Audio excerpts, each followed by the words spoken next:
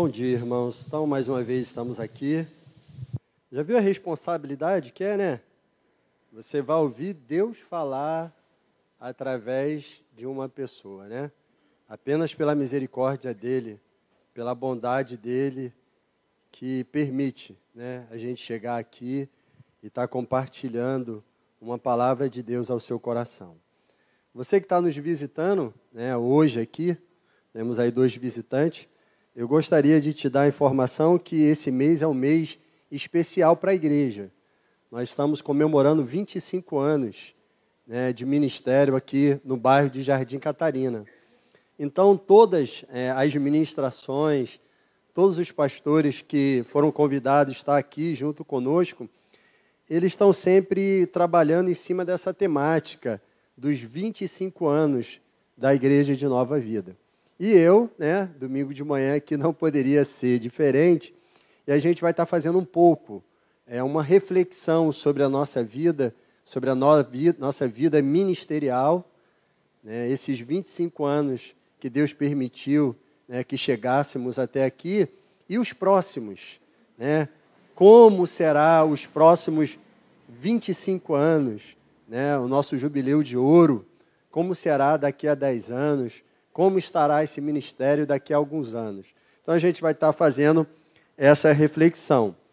Mas antes de começarmos, né, eu gostaria que você fechasse seus olhos, porque nós estaremos orando nesse momento, pedindo a ajuda do Espírito de Deus, porque sem Ele nós não somos nada. Amém?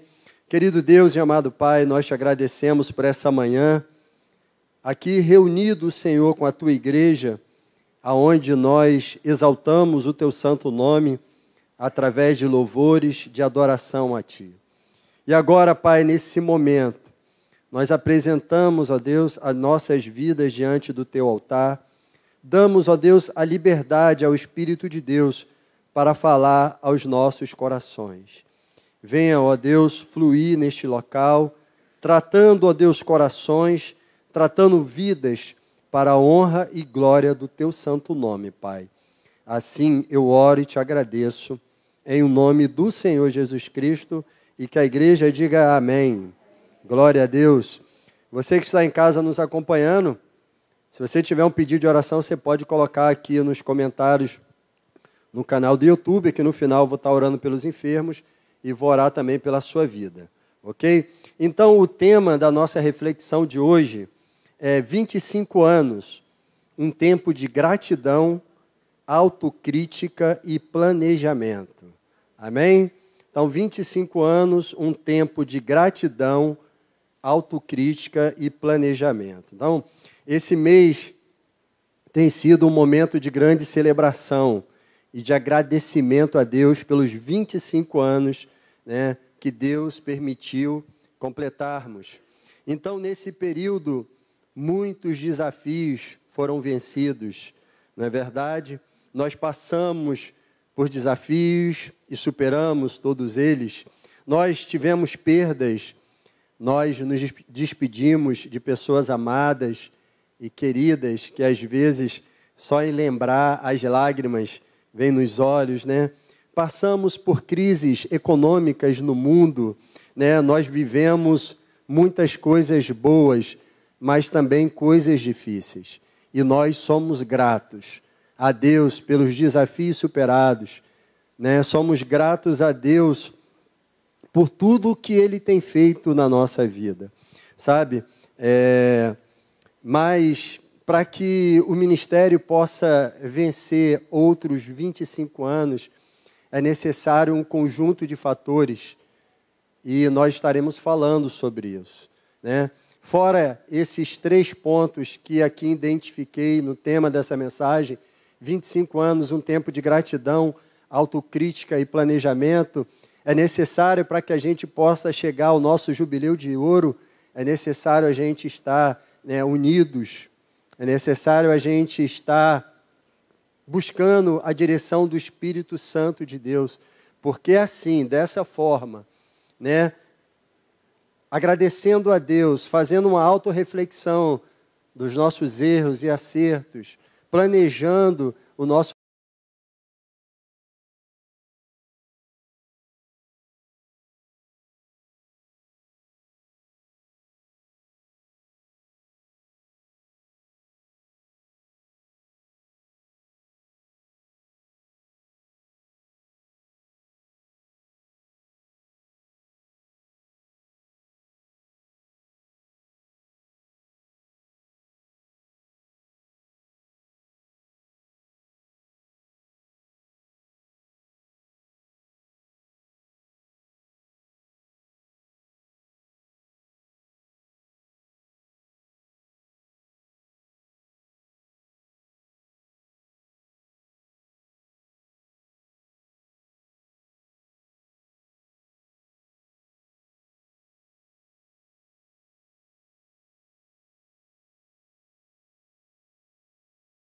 já muito bem falado, né, por outros pastores que estiveram aqui ministrando, nós devemos ser gratos ao Senhor. Você é grato a Deus? Você é grato ao Senhor pela sua vida, pela sua família? Você é grato a Deus pela sua renda, aonde você pode honrar a Deus e também, assim, cumprir com todas as suas responsabilidades? Então, gratidão é um dos tópicos mais importantes na vida de um cristão. E devemos ser gratos a Deus, irmãos, por diversos fatores. Se hoje nós estamos aqui comemorando 25 anos, foi porque lá atrás alguém pagou um grande preço. E quando eu falo lá atrás, eu não estou falando do pastor Haroldo Gomes, que foi direcionado por Deus para fundar esta igreja. Não estou falando do pastor Divino Dutra, que foi um dos primeiros pastores. Eu estou falando que bem mais atrás houve um preço a ser pago para que o evangelho fosse propagado e chegasse até a nossa nação. Então, a nossa gratidão deve ser uma gratidão plena, não apenas pelos 25 anos da igreja neste bairro, mas também pelo sacrifício de Cristo, pela disponibilidade dos missionários que colocaram a sua vida em risco, desbravando horizontes, países, enfrentando perigos, para que o evangelho chegasse nessa terra. Gratidão pela vida de Martim Lutero, o reformador da igreja, que foi perseguido, que foi ameaçado de morte e permitiu que hoje nós, como Igreja de Cristo, pudéssemos retornar às Escrituras de uma forma genuína, o evangelho verdadeiro ensinado por Cristo. Porque bem sabemos que quando Lutero se levanta contra a Igreja Católica, a igreja estava se perdendo em doutrinas que eram contra a palavra de Deus. Então, a nossa gratidão é uma gratidão plena. É uma gratidão plena, porque chegamos até aqui, mas muitas pessoas pagaram um preço para que essa porta estivesse aberta e você pudesse estar aqui ouvindo a palavra de Deus. Somos gratos a Deus pela vida de cada irmão, pela vida de cada contribuição. Às vezes uma contribuição financeira através de uma oferta, de um dízimo, mas somos gratos a Deus pelos nossos trabalhadores que contribuem através da doação de tempo para estar mais cedo na igreja, para abrir a igreja, para fazer uma visita, para fazer um telefonema para alguém que está doente, enfermo. Somos gratos a Deus por aqueles irmãos que já não estão mais no nosso meio, porque descansam na eternidade com o Pai, mas foram instrumentos de Deus para trazer consolo, foram instrumentos de Deus para trazer paz aos nossos corações. Quantas pessoas maravilhosas nesses 25 anos não passaram aqui e foram usados por Deus para nos ajudar nessa caminhada, foram usados por Deus para aliviar o fardo que nós carregávamos do mundo. Então somos gratos também por essa vida. Somos gratos também pela disponibilidade de cada um dos irmãos envolvidos na obra do Senhor. Então somos gratos por esses irmãos que partiram, que estão na eternidade, por aqueles que já estiveram aqui e um dia foram conduzidos pelo Espírito Santo de Deus para outro local, para dar continuidade ao Evangelho de Cristo, porque assim o Evangelho, muitas pessoas passaram por aqui, hoje são pastores, ministros de Deus, estão levando a palavra de Deus com seriedade, uma palavra genuína em outros horizontes, em outros locais. Então somos gratos ao Senhor pela vida das nossas crianças que se transformaram em jovens, adolescentes e hoje são pregadores, servos e servas do Senhor. Somos gratos pela liberdade de estar com essas portas abertas, gratos pelo amor e a atuação do Espírito Santo que levou a cada um de nós ao arrependimento de nossos pecados. Somos gratos pela cruz e a ressurreição de Cristo. Então, motivos de gratidão, irmãos, é o que não falta. Motivos de gratidão é o que não falta. Então, a gratidão é algo que se resume nesse dia. Somos gratos por cada joelho que se dobra e se dobrou, intercedendo pelos ministros dessa casa, intercedendo pela igreja, intercedendo pelos enfermos. Então, se eu for falar de gratidão aqui, irmãos, eu ficarei aqui horas e horas, pontuando motivos de gratidão. Pontuando motivos de gratidão por aquilo que Deus fez na nossa vida. Eu sou grato a Deus pela vida da minha família, pela minha esposa, que eu conheci aqui nesse ministério. Sou grato a Deus pelo corpo de Cristo, pelos amigos que eu constituí durante esses anos aqui na igreja, pessoas confiáveis, pessoas que a gente sabe que estão prontas a nos ajudar, a nos acolher. Então, motivos é que não falta de gratidão. Então, são verdadeiramente 25 anos de gratidão por cada obstáculo superado. Mas o sentimento que nós devemos ter nesse dia não é apenas um sentimento de gratidão. Isso é muito importante, mas nós também temos que ter o sentimento de autocrítica. O que é autocrítica? A autocrítica é a avaliação pessoal. É avaliar durante esses 25 anos aonde nós erramos, aonde nós falhamos, como nós podemos melhorar a obra de Deus para que a gente possa alcançar horizontes, para que a gente possa vencer as dificuldades que estão diante de nós. Então, o segundo ponto fala sobre a autocrítica. 25 anos de gratidão, de autocrítica, né? Pode ser difícil para você fazer uma autocrítica e ser sincero. Tem gente que não consegue fazer essa avaliação pessoal. E isso impede que você seja uma pessoa melhor. Nós temos que ser autocríticos, fazer uma avaliação da nossa vida, fazer uma avaliação do nosso casamento, fazer uma avaliação dos nossos projetos pessoais. Sabe, o apóstolo Paulo, quando ele estava no final da sua carreira, ele fez uma autocrítica do seu ministério. Lá na carta de Timóteo, você não precisa abrir, mas ele diz o seguinte, 2 Timóteo 4,7, combati o bom combate, acabei a carreira e guardei a fé. Quando ele fala isso, ele está fazendo uma avaliação de tudo aquilo que ele fez.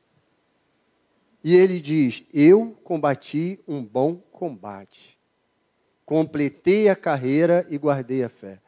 Aqui ele estava fazendo uma avaliação pessoal da sua vida, do seu ministério. Então, essa autocrítica é necessário. E é essa autocrítica, né, que Paulo fez sobre o seu ministério, é importante fazermos de uma forma individual e de uma forma coletiva. Como eu, pastor Edenilson, tenho conduzido o meu ministério. Como a igreja de Nova Vida tem cumprido o chamado que Deus tem para esse ministério aqui no bairro de Jardim Catarina. Isso é uma autocrítica. Existem pessoas que não conseguem fazer essa avaliação. Porque fazer uma autocrítica é ver os erros. E tem pessoas que são detentores da verdade, que não conseguem enxergar que na caminhada da vida nós erramos. Nós erramos, nós cometemos falhas. E é necessário essa autocrítica para que a gente possa melhorar. Melhorar. Fiz um concurso recentemente, errei muitas questões bobas. O que eu vou fazer? Uma autocrítica do meu desempenho como aluno. Aonde eu errei, por que eu errei, e tentar melhorar. E tentar melhorar. Então, essa autocrítica está presente, deve estar presente na vida daquele que quer crescer. Você quer crescer? Diga amém. Então, faça uma avaliação. O que não pode, sabe, é você dar uma ênfase muito grande a isso. Porque aí você acaba sendo aquela pessoa que nunca está satisfeita com nada. O tempo todo se autocriticando, o tempo todo se diminuindo. Não, isso tem que ser uma avaliação aonde você vai pegar os seus erros e planejar a forma de acertar. E apóstolo Paulo, no fim da sua carreira, ele falou, eu combati um bom combate. Ele conseguiu fazer uma avaliação e dizer, eu fiz o meu melhor. Eu fiz o meu melhor. Eu fiz aquilo que tinha que ser feito. Davi, no Salmo 51, ele faz uma autocrítica sobre o seu estado como homem pecador. E ele ali faz uma avaliação da sua vida e fala, eu sou um miserável. Eu careço, eu preciso da misericórdia de Deus. Davi, ele fez no Salmo 51 essa autocrítica. O apóstolo Paulo falou para a igreja de Corinto, falou, olha, vocês precisam fazer uma autoanálise. Examine-se, pois, o homem a si mesmo. Uma autoavaliação. Então, irmãos, nesses 25 anos de Ministério do Nova Vida no bairro Jardim Catarina, momentos de gratidão a Deus, são diversas situações que nos remetem a uma gratidão ao Senhor, mas também devemos fazer uma avaliação, uma autocrítica, onde nós erramos. O que podemos fazer para melhorar como igreja? O que podemos fazer para melhorar como servos de Deus? Qual relevância essa igreja tem para o bairro de Jardim Catarina? Qual a importância desse prédio no meio do bairro? O que precisamos fazer para avivar a vida dessas famílias, salvá-las e edificar o reino de Deus aqui no Jardim Catarina? Como melhorar? Todo ministério, irmão, só cresce quando ele faz essa autoavaliação. Quando ele junta a sua liderança e planeja e vê aonde podemos fazer um trabalho com mais eficácia, um planejamento, e aí já seria o terceiro tópico, mas um planejamento aonde nós iremos conseguir alcançar o nosso objetivo. Então, essa autocrítica é pessoal, mas também coletiva, pois tem muitas pessoas que não gostam de apontar o dedo acusando, né? Tem muitas pessoas que gostam de apontar o dedo acusando, mas não conseguem olhar para dentro de si e dizer que tem uma responsabilidade. Eu costumo dizer, irmãos, o seguinte, quando nós fazemos essa avaliação da nossa vida, do ministério, assim, o culpado pelo sucesso não é uma pessoa, né? O culpado pelo sucesso, o responsável pelo sucesso, mas também pelos erros, não. Porque nós somos um corpo. Um corpo. O sucesso de um ministério não é por conta de uma pessoa, não é por conta do pastor. É por causa de um corpo coeso, unido. E o não sucesso desse ministério não é por culpa de um pastor ou dos pastores, mas por conta de um corpo. Porque somos um corpo. E quando a gente consegue entender isso, que cada um aqui tem o seu grau de responsabilidade no reino de Deus, cada um tem uma responsabilidade no reino de Deus, a gente se transforma numa igreja melhor. Agora, quando a gente pega tudo e joga todo o fardo em cima de uma pessoa, achando que ele é o plenamente responsável, aí se torna impossível a gente conseguir alcançar o sucesso que precisamos. Porque no reino de Deus, cada um tem a sua responsabilidade, o seu papel. Então, são 25 anos de gratidão, de autocrítica, e falei aqui aonde nós devemos pensar, aonde nós erramos, aonde nós acertamos, o que podemos fazer para melhorar. Temos sido sal e luz para Jardim Catarina, é uma reflexão que a igreja tem que fazer, que você tem que fazer, que eu tenho que fazer, que o ministério tem que fazer. E aí, irmãos, talvez através dessa gratidão, dessa autocrítica, a gente vê assim, nós conseguimos enxergar, olha, a gente tem que colocar em prática algumas coisas, a gente tem que fazer o quê? Planejar. Que aí é o tópico que eu vou dar mais ênfase aqui agora. Então, 25 anos de gratidão, autocrítica e planejamento.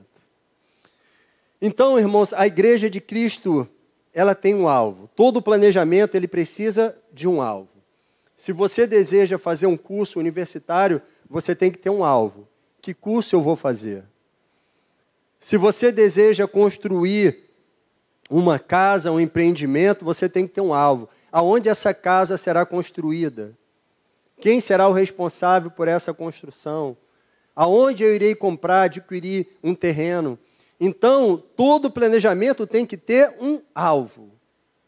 E o alvo da igreja, o planejamento da igreja, que deve ser feito, é baseado em um alvo estabelecido por Cristo. E Cristo falou: ide, fazei discípulo em todas as nações, batizando em nome do Pai, do Filho e do Espírito Santo. Então, o alvo primordial da igreja, o alvo primordial, seu como servo de Deus, meu como servo de Deus, o nosso alvo primordial é fazer discípulos. O nosso alvo primordial é cuidar de vidas, edificar vidas para a glória de Deus. Então, o alvo já foi estabelecido, o alvo já foi plantado por Cristo, e Ele disse: olha aqui, esse é o seu propósito de estar na terra. Esse é o seu propósito de ser a igreja de Cristo. Ganhar vidas para o Senhor. Tudo mais é secundário. Tudo mais está em segundo plano, porque o plano primordial é fazer discípulos. O plano primordial é esse: ganhar vidas. O alvo já está balizado. Nosso primeiro alvo é ganhar vidas, conduzir vidas à salvação. Nosso alvo é o discipulado, ser agente de boas novas. Esse é o alvo de cada igreja, que cada igreja deve trabalhar para alcançar. Então, o alvo já está estabelecido, né? Então, nós temos aí alvos secundários. Exemplo, né? A construção desse templo aqui é um alvo secundário. Ele é importante, sim, mas está em segundo plano. Porque o primordial é ganhar vidas. Porque a vida da pessoa salva vai repercutir na eternidade. Isso aqui vai acabar aqui quando o mundo acabar, né? Então, temos que ter prioridade nos nossos alvos. Então, quando eu quero formar uma equipe de trabalho para a igreja, né, eu tenho um alvo. Qual é o alvo? O primeiro, formar uma equipe de trabalho. Para trabalhar com família, vamos dar um exemplo. Esse é meu alvo. Mas é o principal? Não, o principal é que esse grupo venha ganhar vidas. Então, formar a equipe é apenas um plano secundário, porque o principal é ganhar vidas. Esse é o alvo de Cristo. Agora, como deve ser esse planejamento se nós já temos um alvo? Porque, irmãos, eu não sei se eu vou estar aqui 25 anos, jubileu de ouro. Não sei se vou estar aqui ano que vem. Não sei se eu vou estar aqui daqui a 10 anos. Não sei. Nós não sabemos. A vida é uma grande dúvida, é uma grande interrogação. Mas eu sei que Deus tem um propósito na minha vida. Eu sei que Deus tem um alvo estipulado para mim alcançar. Ganhar vidas, fazer discípulos. Então eu tenho que planejar isso. E como se planeja isso? Eu sei que Deus tem um propósito para a igreja de Nova Vida de Jardim Catarina. Como planejar isso? Aí vem o primeiro tópico. Em unidade e oração. Então temos um planejamento. Temos um alvo estabelecido. E esse alvo, ele vai ser alcançado em unidade e oração. Em unidade e oração. Atos 2:42. Abra para mim, fazendo um favor a sua Bíblia aí.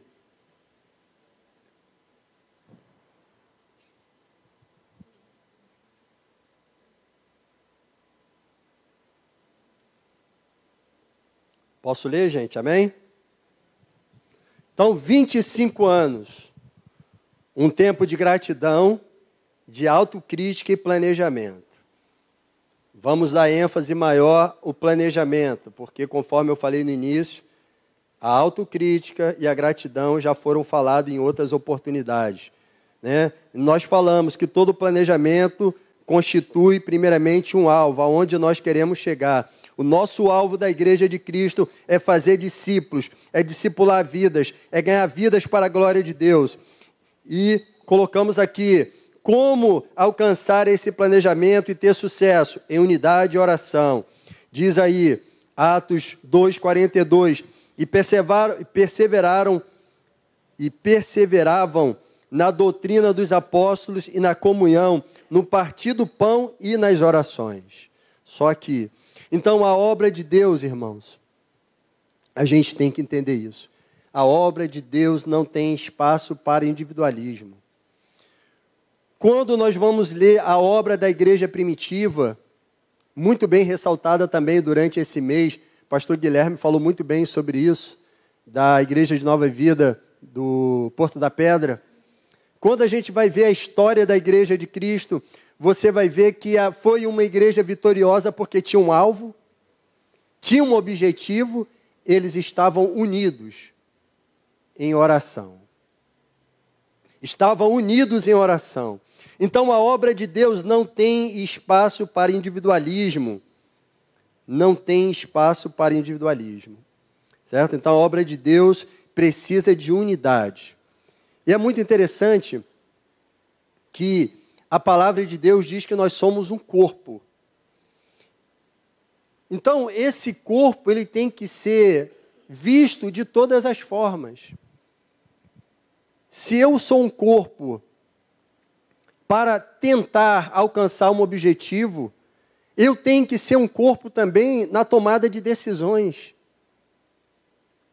Então, não existe, irmãos, desculpa se você pensa assim, mas não existe individualismo.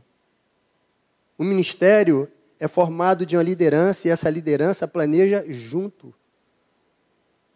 O pastor é aquele que está ali para direcionar e ver aquilo que Deus tem no seu coração e direcionar a igreja, mas todas as decisões são tomadas em unidade. Pega o exemplo da igreja primitiva, quando surgiu o problema com as viúvas que estavam desamparadas na distribuição diária. O que os apóstolos fizeram? Eles reuniram todos e ali planejaram como resolver aquele problema. E o texto diz que eles planejaram em unidade e oraram. Planejaram e oraram. E ali escolheram 7 homens. Então, os alvos são vencidos quando nós estamos unidos em oração. Dei o exemplo aqui da escolha dos diáconos. Também tem outro exemplo que quando Paulo e Barnabé é escolhido como os missionários da igreja primitiva. Qual era o alvo de Paulo e Barnabé? Edificar vidas, ganhar vidas. E diz lá em Atos 13 que reuniu-se a liderança da igreja, o colegiado da igreja, os líderes da igreja e o Espírito de Deus. Quando eles oravam, separou Paulo e Barnabé como missionários da igreja primitiva. Então, como é que eles estavam? Unidos em oração. Unidos em oração. E esse texto de Atos 13, eu não vou ler, mas você anote para ler em casa. Ele é muito interessante porque eles oram a Deus, o Espírito Santo separa Paulo e Barnabé, testifica no coração de todos os líderes, e depois eles oram novamente por Paulo e Barnabé e se despedem dos mesmos. Então, irmãos, o nosso planejamento, o planejamento dos alvos futuros, daqui a 10 anos, daqui a 15 anos, daqui a 1 ano, daqui a 1 semana, deve ser feito em unidade, em oração. Se essa igreja deseja vencer os desafios que o mundo nos oferece, que são muitos, precisamos estar unidos em oração. Precisamos estar unidos em oração. Então, essa igreja que planeja, ela precisa estar unida em oração. E lembre-se que eu falei para vocês, somos um corpo, um colegiado de irmãos juntos, e precisamos trabalhar assim. não existe espaço para individualismo dentro da igreja. Então, você que é líder de um determinado setor na igreja, então começa a aprender que não existe espaço de individualismo ali dentro daquele setor. Você tem pessoas que trabalham com você. Ouça essas pessoas. O homem sábio é aquele que sabe ouvir conselhos e que coloca aquilo em prática. Então, como alcançar um planejamento eficaz para concretizar o alvo que é ganhar vidas? Estar unidos em oração. Ser direcionado pelo Espírito Santo de Deus. E aí eu vou usar o exemplo que eu falei para vocês e agora eu vou ler. Atos 13, do 1 ao 3. Estamos acabando já, tá bom? Atos 13, do 1 ao 3. Então, para que o nosso planejamento tenha sucesso, precisamos estar unidos em oração. Precisamos ser direcionados pelo Espírito de Deus. Atos 13, do 1 ao 3. Aí eu vou ler essa passagem que eu comentei com vocês.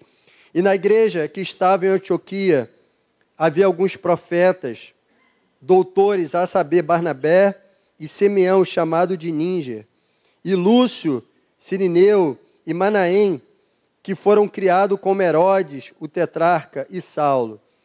E servindo eles ao Senhor e jejuando, disse o Espírito Santo: apartai-me a Barnabé e a Saulo, para a obra a que os tenho chamado.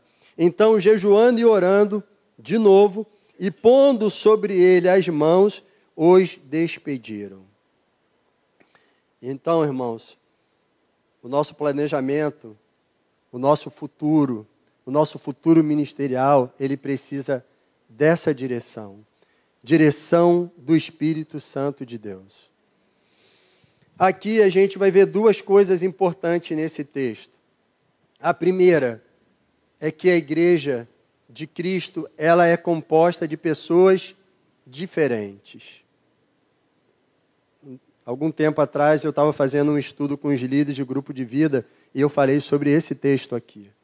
A igreja é composta de pessoas diferentes. Se você for ler o texto, você vai ver que tem aqui, era uma igreja que estava em Antioquia, havia profetas, havia doutores, tinha ali Barnabé, Simeão, chamado Níger, Lúcio, o Cirineu, Manaém, que fora criado por Herodes, o tetrarca, e Saulo. Havia pessoas diferentes. A primeira coisa que a gente aprende nesse texto é que o nosso planejamento é baseado na personalidade de cada pessoa. Na personalidade de cada pessoa. No chamado de cada pessoa. Ali tinha profetas, ali tinha doutores, e ali foi levantados os missionários, Paulo e Barnabé. Então a igreja é composta de pessoas diferentes. A igreja é uma porta aberta, não uma panela fechada. Não existe espaço para grupos dentro da igreja, individualismo, o famoso panelinha. Não existe isso. Então, eu tenho que entender que nesse contato com meus irmãos, eu vou encontrar pessoas que pensam diferente de mim, que têm um chamado diferente do meu. Pessoas que foram direcionadas por Deus para uma obra e eu para outra. E quando eu consigo entender isso, e quando existe uma junção de todos esses fatores, a igreja é edificada, o corpo de Cristo é edificado, e o Espírito Santo de Deus se alegra. Agora o problema é que às vezes a gente quer que o Romildo seja a Xerox do Edenilson. O problema é que a gente quer que o Guilherme seja a Xerox do Rodrigo. E não é, cada um tem a sua característica, a sua personalidade, o seu chamado. E se você botar uma pessoa que foi vocacionada para fazer um trabalho em outro local, não vai fluir. Não vai fluir. Então, a igreja né, ela é direcionada pelo Espírito, ela é composta de pessoas diferentes, e nós temos que entender isso, chamados diferentes, mas precisamos ser direcionados pelo Espírito de Deus. O planejamento vai dar certo quando o Espírito de Deus está no controle. E a gente é submisso à voz do Espírito. Não somos resistentes à voz do Espírito Santo. Aí vai dar certo. E aqui foi, né, o que aconteceu. Então, irmãos, esse planejamento é baseado, é feito, sabe, com oração, com unidade, direcionado pelo Espírito e de um olhar para o futuro, olhando para o futuro. Existem igrejas, irmãos, que se perderam no percurso do tempo, por causa da tradição. A tradição é muito legal, é louvável uma igreja tradicional, mas a igreja tem que olhar para frente, para as mudanças essas que não ferem as Escrituras Sagradas, que não contaminam o Evangelho. Hoje a igreja virtual, a igreja digital é uma realidade. É uma realidade. E não pode ser desprezada. Então a igreja tem que olhar para o futuro, para frente, e se adequar, se apegar com aquilo que vem somar para o reino de Deus e que não prejudica a integridade da palavra de Deus. Hoje, eu estou aqui junto com vocês nessa reunião. Talvez uma tia minha lá do Nordeste está participando do culto.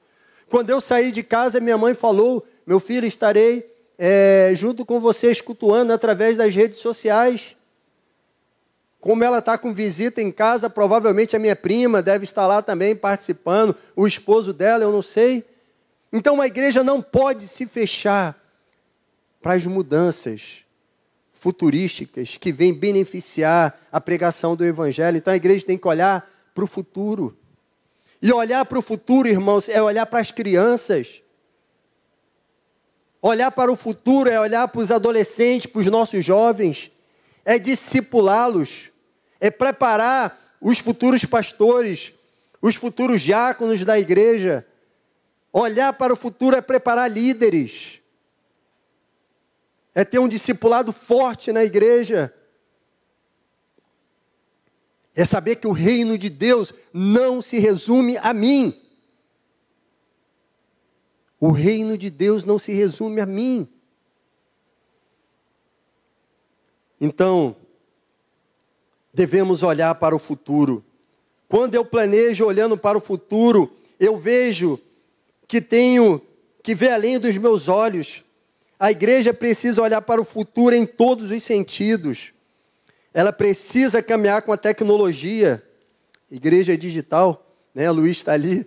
Tem uma tia minha, lá da Canidé. Já que o Luiz está ali, ela, né, eu fazer até uma brincadeira carinhosa com o Luiz. Que ela fala assim: meu filho, eu gosto muito quando aquele moço da CIA está cantando louvor.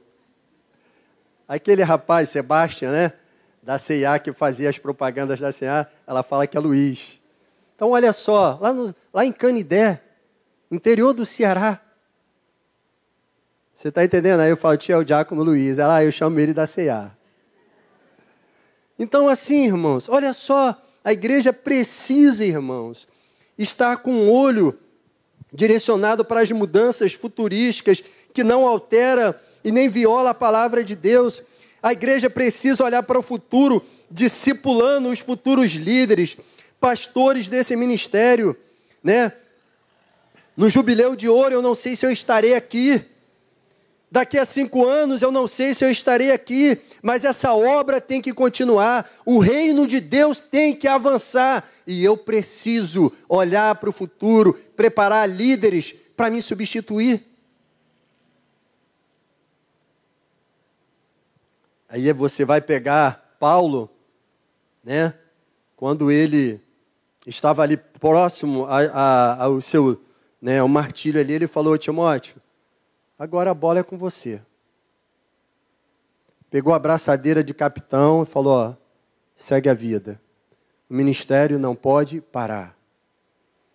A mesma coisa fez Moisés com Josué, Jesus com seus discípulos, Pedro com João Marcos. Não dá mais para mim. Toma, segue em frente. Então, irmãos, planejar o futuro da igreja é olhar e orar pelas nossas crianças, nossos jovens, nossos adolescentes, que estão sendo doutrinados no mundo aí fora.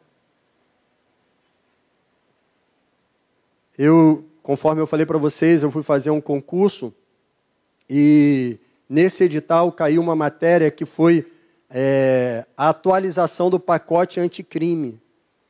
E aí eu fui ver, tinha uma aula virtual programada no YouTube, uma aula virtual programada para debater esse tema. Eu falei, poxa, que legal, eu vou separar aqui 2h30, 3 horinhas sentadinho aqui, eu vou pegar todo esse conteúdo, vou anotar.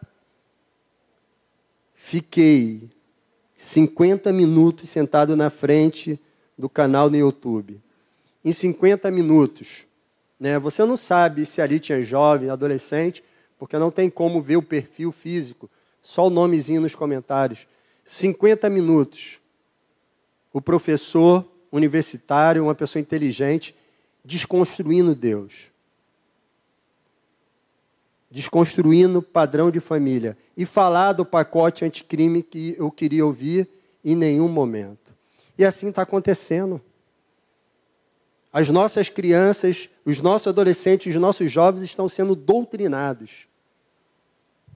As faculdades federais se transformaram em uma militância política.